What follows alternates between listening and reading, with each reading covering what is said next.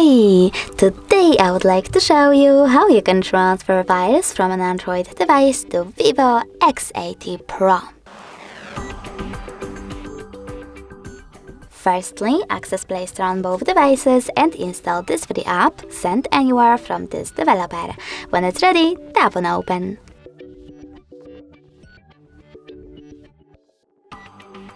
Now you need to choose I accept, confirm, continue and allow, then do exactly the same on the other device. Finally, select Send on an Android and Receive on Vivo. Then click on all of those type of dots on your Android smartphone and choose Send over here. This way you will select all of those files and then transfer them. It will take a long time to do it now, so I will go into Photos, select only one and tap on Send. Now click on Got it in the pop-up, scroll down and choose No Thanks, then close this window on your Vivo. Finally, we have two ways to connect our smartphones. We can do that by inputting this key over here and choosing Receive, but we can also scan this QR code. If you want to do that, click on this scanning icon on Vivo, then select while using the app or only this time and point your camera at the QR code. Wait a bit.